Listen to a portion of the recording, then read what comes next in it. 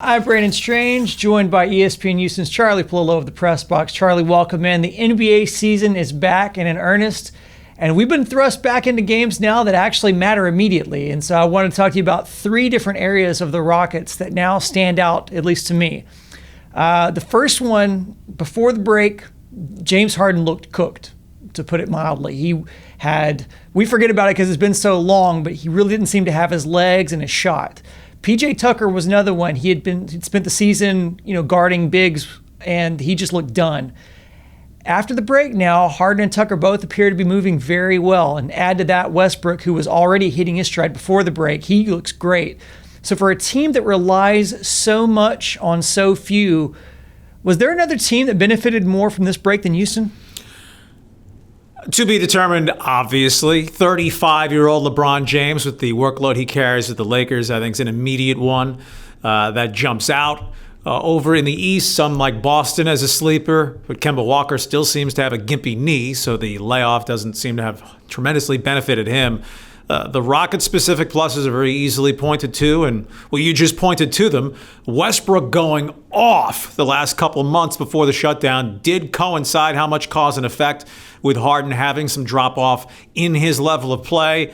We have not seen Harden really deteriorate down the stretch of regular seasons before while he shouldered a huge burden and played major minutes, so it may just have been a basketball version of the dog days of summer in baseball, but no doubt with more than 4 months off, Harden, who is 31 years old as of a couple of weeks from now, the refreshing component, Russell Westbrook, who's 31 years old already. He'll be 32 in the fall. Obviously, he was playing fantastically at the shutdown, but recharging of his batteries can't be a negative thing. And PJ Tucker, who has unique physical demands, he's never going to grab a ton of rebounds, but a lot of times PJ Tucker putting that body up against bigger players clears space for someone else to at least once in a while grab a rebound for the Rockets.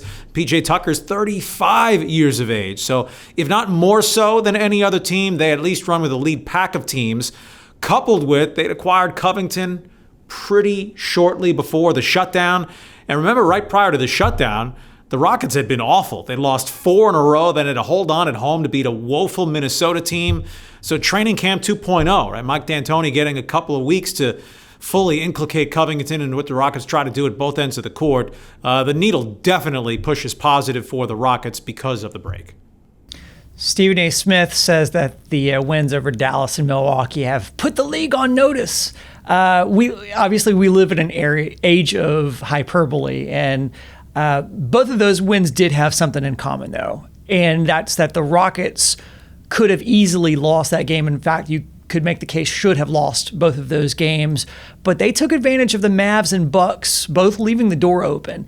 Is that a sign that the Rockets are not going to beat themselves, that they have the firepower and the athleticism to say that no lead is safe and that teams will have to put them away? Can be a two-edged sword. The Rockets, when they hit their cold spells, they can let teams back in games from well back. To draw a football analogy, they're a little bit of like a run-and-shoot point-per-minute team. But defensively, so if the offense goes off kilter a little bit, in the Milwaukee game specifically, the Rockets played some stellar defense for multiple possessions. To treat each game individually, the Dallas game, that putting the league on notice, the Mavericks also scored 85 points and a half, 139 points in regulation. The Rockets are a good defensive team. Haven't seen enough to call them that. The Milwaukee game being down 8 to a really good team with 3 minutes to play. Granted, just the second game back for both. Nobody's at full stride. The Bucks know they have the overall best record locked up for whatever that means, with no home court advantage coming in the playoffs. But the Rockets' upside potential game to game, it's phenomenal. The challenge will be against elite teams, particularly those that are very good defensively and over a 7-game series, have more opportunity to get a rhythm on how they want to close out on three-point shooters, how you want to scheme Harden, how you want to scheme Westbrook. Rockets, they don't need to shoot great from three, but they can't mix in woeful games shooting three and expect to beat Lakers, Clippers, Bucks in a best of 7. That Milwaukee game Sunday night, and the Rockets shot 34% from three. That's a below average NBA number. Well, the Rockets are a slightly below average three-point shooting team, but if they're not abominable taking 61 of them. They make up for their fair to middle inaccuracy with the volume. Combine that with taking care of the ball. Only 9 turnovers in that game to Milwaukee's 23.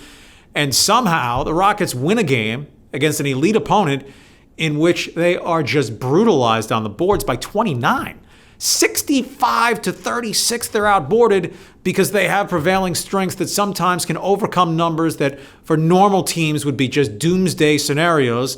The flip side is the Rockets can lose some games where sometimes you'd say, how did that happen the way they did this and that? It's a jigsaw puzzle where they have a lot of pieces. Will enough of them fit in the right places in enough games in 4 out of 7 basketball against top-tier championship opponents? The last thing I want to talk to you about is, and it's one of the talking points of literally every broadcast team.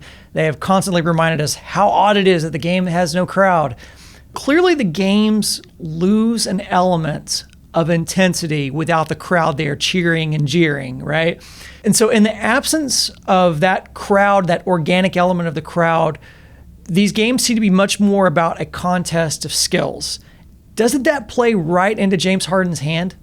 I agree with the overall on that. The no crowd element, there absolutely are officials, and there's data that tracks this and can back it up, that there are certain officials that are considered more home court officials, or I don't want to say road team officials, but more immune to being vulnerable to a crowd influencing a call here or there. I think for the TV presentation, for what we all watch, they're doing about as well as can be expected with the virtual fans and the artificial natural sound they're putting in.